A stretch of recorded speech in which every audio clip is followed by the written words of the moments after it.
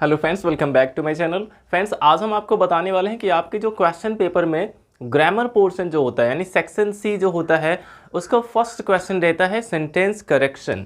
और फ्रेंड्स, ये जो क्वेश्चन होते हैं ये सिंटैक्स पर बेस्ड होते हैं, यानी कि इन क्वेश्चंस को आप तभी सॉल्व कर सकते हैं जब आपने सिंटैक्स अच्छे से पढ़ा होगा। और ये बहुत ही इंपॉर्टेंट टॉपिक है। अगर आप करेक्ट इंग्लिश लिखना चाहते हैं तो आपको सिंटैक्स की नॉलेज ज़रूर होनी चाहिए। फ्रेंड्स, अगर आप सिंटैक्स सीखना चाहते हैं तो हमारे चैनल के प्लेलिस्ट में आप चले जाएं, वहाँ पे आपको सिंटैक्स का प्लेलिस्ट मिल जाएगा जिसमें सीरियल वाइज आपको सारे वीडियोस मिल जाएंगे। वहाँ से जाके आप इस टॉपिक को बिल्कुल प्रिपेयर कर सकते हैं। तो फ्रेंड, देखते हैं कि किस तरह के क्वेश्चन आपके एग्जाम में पूछे जाते हैं सेंटेंस करेक्शन से। और ये सारे क्वेश्चन जो हमने यहाँ पे लिखे हुए हैं ये सब पिछली बार बोर्ड एग्जाम में पूछे गए हैं। तो देखिए, हमारा फर्स्ट क्वेश्चन है ऑलवेज स्पीक अ ट्रूथ। इसमें आपको फाइंड करना है कि इसमें एरर कौन सा है और किस पार्ट में एरर है। जिस पार्ट में एरर होगा वही आपका करेक्ट ऑप्शन रहेगा, उसी को आपको टिक करना है। तो देखिए, ये सेंटेंस हमारा है ऑलवेज स्पीक अ ट्रूथ, यानी कि हमेशा सच बोलो। इसमें अगर हम देखें तो ये एक इम्पेरेटिव सेंटेंस है और इम्पेरेटिव सेंटेंस में ऑलवेज स्टार्टिंग में आ सकता है। तो यहाँ पे ऑलवेज में तो कोई भी गलती नहीं है। और स्पीक ये वर्ब की फर्स्ट फॉर्म है और इम्पेरेटिव सेंटेंस में वर्ब की फर्स्ट फॉर्म ही यूज़ करते हैं। तो यानी कि ये भी जो है स्पीक में भी कोई एरर नहीं है। और ट्रूथ एक नाउन है, इसमें भी कोई भी एरर नहीं है। तो यहाँ पे जो हमारा ऑप्शन ए है इसमें एरर है। और यहाँ पे एरर इसमें क्यों है? क्योंकि ट्रूथ एक एब्स्ट्रैक्ट नाउन है। अगर देखा जाए तो जो ट्रूथ है ये एब्स्ट्रैक्ट नाउन है और एब्स्ट्रैक्ट नाउन के पहले कभी भी ए या एन का यूज़ नहीं होता है। ये सारी चीज़ें आपको उन प्लेलिस्ट में, उन वीडियोज़ में बताई गई हैं। जो हमारे एब्स्ट्रैक्ट नाउन होते हैं उसके पहले हम ए या एन का यूज़ नहीं करते हैं, उसके साथ द का यूज़ कर सकते हैं, लेकिन ए एन का यूज़ नहीं कर सकते हैं क्योंकि ये अनकाउंटेबल भी होते हैं। तो देखिए, ऑलवेज स्पीक अ ट्रूथ, यहाँ पे ए की जगह पे क्या होना चाहिए था? द होना चाहिए था, यानी कि इसमें हमारा एरर है। तो ये जो हमारा ऑप्शन है तीसरा वाला, ये हमारा करेक्ट ऑप्शन है। और देखिए, नेक्स्ट क्वेश्चन है one should not abuse his father. यहाँ पे एक प्रोनाउन का एरर है, one should not abuse his father. यहाँ पे तो इसमें एक सजेशन दिया गया है कि एक व्यक्ति को अपने पिता को गाली नहीं देना चाहिए। और जब सजेशन है तो इसमें शुड का यूज़ कर सकते हैं और इसमें नॉट का भी यूज़ किया जा सकता है क्योंकि गाली नहीं देना चाहिए। तो नॉट में भी यहाँ पे कोई भी गलती नहीं है। और वन को यहाँ पे एज अ सब्जेक्ट यूज़ किया गया है तो इसमें भी कोई भी एरर नहीं है। बट इसमें जो हिज का यूज़ किया गया है यहाँ पे हमारा एरर है, क्योंकि फ्रेंड्स अपना के लिए हमेशा हम पॉजेसिव केस का यूज़ करते हैं। जो भी प्रोनाउन है उसका पॉजेसिव केस यूज़ करते हैं। यानी कि अगर सब्जेक्ट आई होता है, प्रोनाउन आई हो, तो अपना के लिए माई का यूज़ करते हैं। आई का पॉजेसिव केस माई यूज़ करते हैं। यू है तो योर यूज़ करते हैं, दे है तो दियर यूज़ करते हैं, शी है तो हर यूज़ करते हैं। उसी तरह से जब भी सब्जेक्ट वन होता है तो उसका पॉजेसिव केस वंस यूज़ किया जाता है अपना के लिए। बट यहाँ पे हिज का यूज़ किया गया है, तो यहीं पे हमारा मिस्टेक है। तो ऑप्शन दूसरा वाला जो ऑप्शन है यहाँ पे हिज, यहाँ पे हमारा मिस्टेक था। तो ये ऑप्शन करेक्ट है हमारा। जिस पार्ट में मिस्टेक है वही करेक्ट ऑप्शन है हमारा। तो यहाँ पे हिज के जगह पे वंस होना चाहिए था, तो ये ऑप्शन हमारा करेक्ट है। नेक्स्ट है the driver stood at the extremest edge of the rock. इसमें देखिए, ये जो वर्ड है ये जब आप इसको बोलेंगे तभी आपको लग जाएगा, इस पर डाउट होगा कि एक्सट्रीमेस्ट तो हो ही नहीं सकता है, क्योंकि एक्सट्रीम का मतलब ही होता है बिल्कुल चरम सीमा, यानी कि बहुत ज़्यादा। एक्सट्रीम का मतलब ही बहुत ज़्यादा है, वो अपने आप में ही सुपरलेटिव है। तो एक्सट्रीम का पॉजिटिव, कंपैरेटिव, सुपरलेटिव डिग्री नहीं लिखते हैं।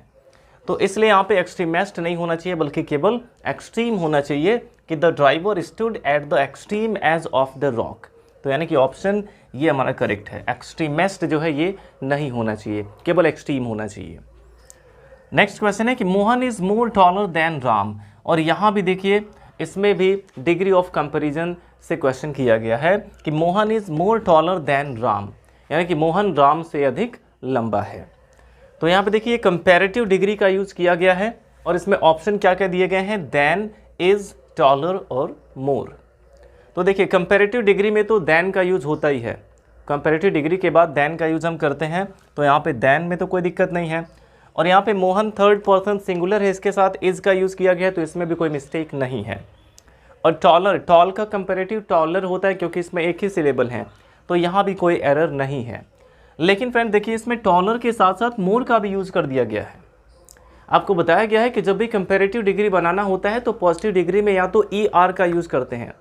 अगर वो एडजेक्टिव एक ही सिलेबल वाला है, एडजेक्टिव में एक ही सिलेबल है, तो उसमें ई आर का यूज़ करके कंपैरेटिव बना देते हैं। और अगर एक से ज़्यादा सिलेबल होते हैं तो उसके पहले हम केवल मोर का यूज़ कर देते हैं। बट इन दोनों को हम एक साथ नहीं यूज़ कर सकते हैं कि मोर भी लगा दें और ई आर भी जोड़ दें, ये दोनों एक साथ नहीं आ सकते हैं।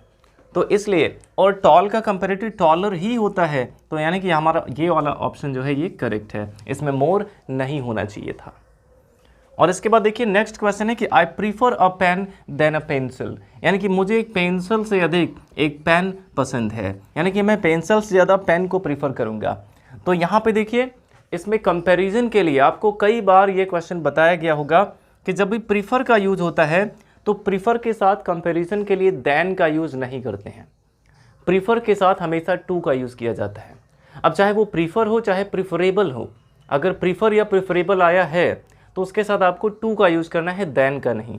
तो यानी कि यहाँ पे हमारा एरर है, तो ये ऑप्शन हमारा करेक्ट है, इसमें देन नहीं बल्कि टू होना चाहिए था। तो इस तरह से फ्रेंड्स हमें एरर को फाइंड करना है और जिस पार्ट में हमारा एरर है वही हमारा करेक्ट ऑप्शन होगा, उसी को टिक करना है। और देखिए इसके अलावा इसमें एक और टाइप के क्वेश्चन पूछे जाते हैं जिसमें आपको पूरा एक सेंटेंस दिया जाएगा जिसमें कोई मिस्टेक रहेगा और उसके नीचे 4 और सेंटेंसेस दिए जाएंगे और चारों में से कोई एक सेंटेंस आपका करेक्ट होगा और आपको उसी सेंटेंस को फाइंड आउट करना है कि इसमें कौन सा सेंटेंस करेक्ट है, उसी को टिक करना है। तो इस टाइप के भी कुछ क्वेश्चंस हम देख लेते हैं। देखिए फ्रेंड्स, हमारा पहला क्वेश्चन दिया गया है कि the employees of this company demand higher salaries for a very long period of time. The employees of this company यानी कि इस कंपनी के एम्प्लॉयज़ डिमांड यानी कि मांग कर रहे हैं हायर सैलरीज यानी कि और अधिक सैलरी की for a very long period of time, बहुत लंबे समय से। और इसके नीचे देखिए यहाँ पे 4 सेंटेंसेस दिए गए हैं जिसमें से कोई एक सेंटेंस ही करेक्ट है और वही आपको इसमें फाइंड आउट करना है। तो पहला सेंटेंस हम देखते हैं, ए वाला, the employees of this company demand higher salary for a very long time. सबसे पहले आप यहाँ पे ध्यान देंगे कि for a very long time, for a very long time यानी बहुत लंबे समय से कोई काम हो रहा है या हो रहा था, यानी कि ये परफेक्ट कॉन्टिन्यूअस टेंस में होना चाहिए क्योंकि इसमें फॉर के बाद एक टाइम दिया गया है। लेकिन ये किस टेंस में लिखा गया, इसको प्रेजेंट इंडेफिनिट टेंस में लिखा गया है, यानी कि ये हमारा आंसर नहीं हो सकता है क्योंकि जब इसमें फॉर के साथ एक टाइम दिया गया है, सिंस, फॉर और टाइम किस में आता है, परफेक्ट कॉन्टिन्यूअस टेंस में। तो पहला आंसर हमारा ये जो पहला सेंटेंस ये करेक्ट नहीं है। दूसरा देखते हैं, the employees of this company demands higher salary for a very long time. तो इसमें सैलरीज भी नहीं होना चाहिए, सैलरी करेक्ट है, यहाँ पे सैलरीज को सैलरी किया गया, करेक्ट किया गया है इसको, लेकिन अगर देखें तो इसको भी प्रेजेंट इंडेफिनिट टेंस में ही रखा गया है और इसमें प्लूरल सब्जेक्ट के साथ यहाँ पे सिंगुलर वर्ब लगाया गया है, यानी कि ये भी सेंटेंस हमारा करेक्ट नहीं हो सकता है। तीसरा जो है, the employees of this company are demanding higher salary for a very long time. यहाँ पे इसको कॉन्टीन्यूअस टेंस में रखा गया है लेकिन ये परफेक्ट कॉन्टीन्यूअस में होना चाहिए, तो ये भी सेंटेंस हमारा करेक्ट नहीं हो सकता है। अब देखिए डी वाला जो दिया गया है, the employees of this company have been demanding higher salary for a very long time. ये सेंटेंस हमारा बिल्कुल करेक्ट है, यानी कि इसमें जो डी वाला ऑप्शन है ये करेक्ट ऑप्शन है। The employees of this company have been demanding higher salary for a very long time. इसको परफेक्ट कॉन्टीन्यूअस टेंस में लिखा गया है, प्रेजेंट परफेक्ट कॉन्टीन्यूअस, तो ये वाला सेंटेंस हमारा करेक्ट है। अब देखिए हमारा जो दूसरा क्वेश्चन इसमें दिया गया है कि if the cab would have started on time she would have reached office on time. इसका मतलब क्या है कि यदि कैब समय पर स्टार्ट हो गया होता तो वह समय पर ऑफिस पहुंच गई होती। तो ऐसे सेंटेंसेस में हम क्या करते हैं, ये एक कंडीशनल सेंटेंस है, यहाँ पे कंडीशन दिखाया गया है, ये कंडीशनल सेंटेंस है। और देखिए जब दूसरे वाले क्लॉज में इसमें वुड हैव लगा हुआ है, कंडीशनल सेंटेंस अगर आपने नहीं पढ़ा है तो उसका वीडियो आपको डिस्क्रिप्शन में मिल जाएगा लिंक उसका, वहाँ से जाके आप देख सकते हैं, आपको सभी टाइप के कंडीशनल सेंटेंस बताए गए हैं। तो अगर इसमें वुड हैव का यूज हुआ है तो पहले क्लॉज में हैड के साथ थर्ड फॉर्म आना चाहिए। यहाँ पे अगर वुड हैव है दूसरे क्लॉज में तो पहले क्लॉज में हैड का यूज होना चाहिए। और अगर इसमें केवल वुड है तो यानी कि पहले वाले क्लॉज में वर्ब की सेकंड फॉर्म होनी चाहिए या फिर वॉज होना चाहिए। और अगर दूसरे क्लॉज में विल शैल आया हुआ है तो पहला जो क्लॉज है वो प्रेजेंट इंडेफिनिट में होना चाहिए। तो ये चीज़ आपको याद रखना है। तो यानी कि इसमें जब वुड हैव लगा हुआ है तो करेक्ट आंसर वही होगा जिसके पहले क्लॉज में हैड के साथ थर्ड फॉर्म आया होगा। तो देखिए, if the cab had started on time, इसमें आया हुआ हैड स्टार्टेड। दूसरा, if the cab would have started, ये नहीं हो सकता है सही। तीसरा, if the cab would have started, ये भी सही नहीं हो सकता है। If the cab would have been started, ये भी करेक्ट आंसर नहीं हो सकता है। केवल ये जो ए वाला इसमें ऑप्शन है, इसमें हैड के साथ थर्ड फॉर्म आया हुआ है, यानी कि ऑप्शन ए हमारा करेक्ट है। तो आपको इसका स्ट्रक्चर पता होना चाहिए कि जब भी दूसरे वाले क्लॉज में, दूसरा क्लॉज जो हमारा है उसमें अगर वुड हैव आया है तो पहले क्लॉज में हैड आना चाहिए। और देखिए, तीसरा क्वेश्चन हमारा है कि ही ऑलवेज गिव्स मी अ वैल्यूएबल एडवाइस, वह हमेशा एक वैल्यूएबल एडवाइस देता है। और इसमें एरर क्या है ये आपको फाइंड करना है। पहला इसमें दिया गया है ही ऑलवेज गेव मी अ वैल्यूएबल एडवाइस, वह हमेशा मुझे वैल्यूएबल एडवाइस देता था, इसको पास्ट में कर दिया गया है केवल। तो ये भी सेंटेंस करेक्ट नहीं हो सकता है। इसमें मिस्टेक क्या है फ्रेंड्स, पहले यही देख लेते हैं। यहाँ पे जो नाउन आया हुआ है एडवाइस, एडवाइस कैसा नाउन है, ये एक एब्स्ट्रैक्ट नाउन है। एडवाइस एक एब्स्ट्रैक्ट नाउन है और जो एब्स्ट्रैक्ट नाउन होते हैं उसके पहले हम ए एन का यूज़ नहीं करते हैं, तो यहाँ पे ए नहीं होना चाहिए। और इसमें भी ए का यूज़ हुआ है तो ये भी करेक्ट ऑप्शन नहीं है। और देखिए, अगला जो सेंटेंस दिया है ही ऑलवेज गिव मी अ वैल्यूएबल एडवाइस, यहाँ भी ए का यूज़ हुआ है, यानी कि ये भी सेंटेंस हमारा करेक्ट नहीं हो सकता है। नेक्स्ट है ही always gives me valuable advice, यहाँ पे ए को हटाया गया है, तो यानी कि ये आंसर हमारा करेक्ट हो सकता है। बट अभी अगला ऑप्शन भी देख लेते हैं, ही always give me valuable advice. यहाँ पे देखिए, सब्जेक्ट हमारा ही है, थर्ड पर्सन सिंगुलर, तो इसके साथ वर्ब भी सिंगुलर आना चाहिए, SES होना चाहिए, जो कि सी वाले में आया हुआ है, और डी वाले में SES नहीं लगा हुआ है। तो ऑप्शन सी हमारा इसमें करेक्ट है, ही always gives me valuable advice. आपको याद रखना है कि एडवाइस के पहले ए एन का यूज़ नहीं होगा। अब देखिए, चौथा क्वेश्चन हमारा है कि the owner and manager of the factory come here, the owner and manager of the company come here.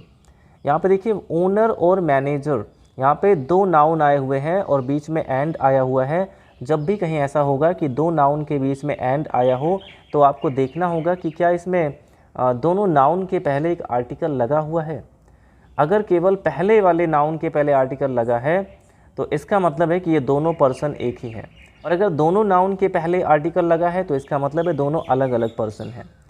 तो यहाँ पे the owner and manager direct लिखा गया है, यानी कि ओनर भी वही है और मैनेजर भी वही है।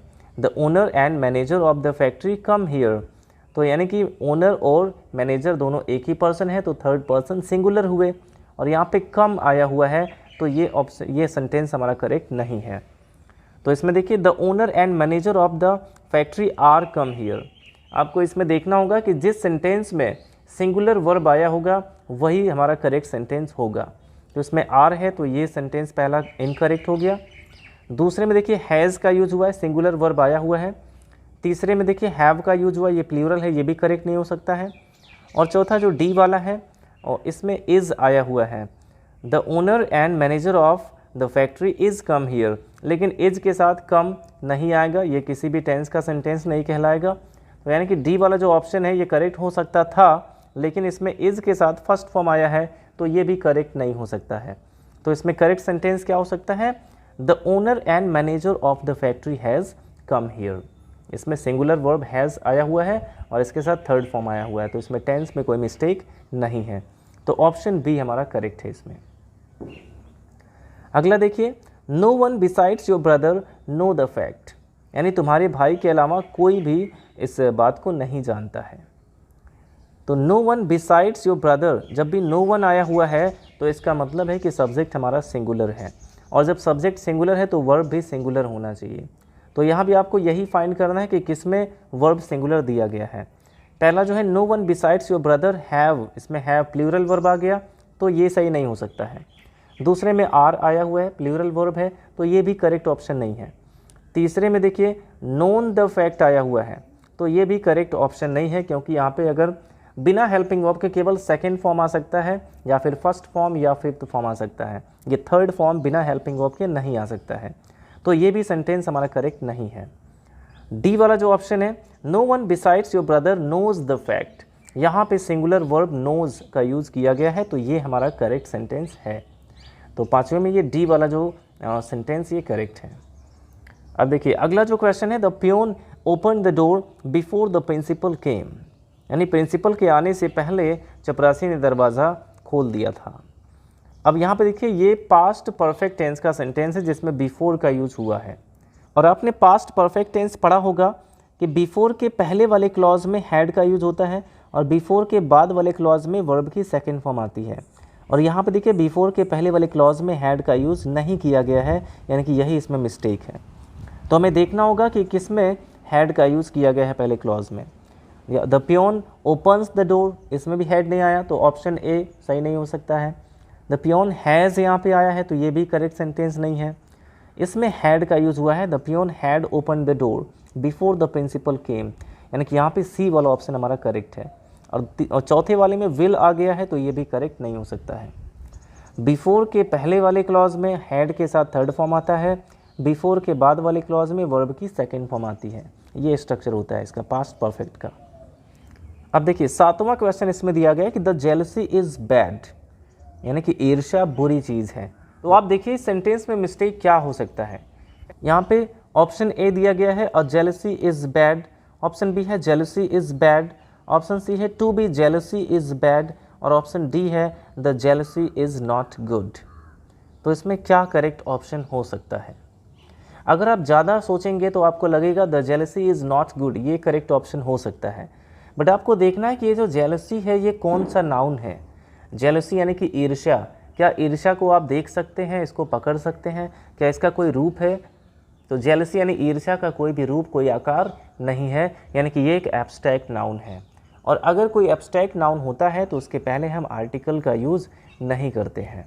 तो यहाँ पे देखिए अ जेलसी इज़ बैड है, और jealousy is bad, to be jealousy is bad, the jealousy is not good. इसमें यहाँ पे जो ऑप्शन बी हमारा है इसमें आर्टिकल यूज़ नहीं किया गया है, तो जेलसी इज़ बैड ये ऑप्शन बी हमारा करेक्ट है। पहले में इसके पहले ए का यूज़ हुआ, दूसरे में जो है टू बी जेलसी हो गया। टू बी जेलस अगर होता, इसमें वाई ना होता, तब भी इसको करेक्ट ऑप्शन हम मान सकते थे, क्योंकि बी के बाद यहाँ पे एक एडजेक्टिव आना चाहिए। To be jealousy is bad नहीं, to be jealous is bad होना चाहिए। तो ऑप्शन सी भी करेक्ट नहीं है। ऑप्शन डी जो है the jealousy is not good, इसमें भी जेलसी के पहले आर्टिकल आया हुआ है, तो ये भी करेक्ट नहीं है। हमारा करेक्ट आंसर है जेलसी इज़ बैड। देखिए आठवां क्वेश्चन है कि 4 miles are not very far, you can walk to the store. You can walk to the store यानी कि तुम पैदल स्टोर तक जा सकते हो, 4 मील कोई बहुत दूर नहीं है। सबसे पहले देखिए सेंटेंस में मिस्टेक क्या हो सकता है।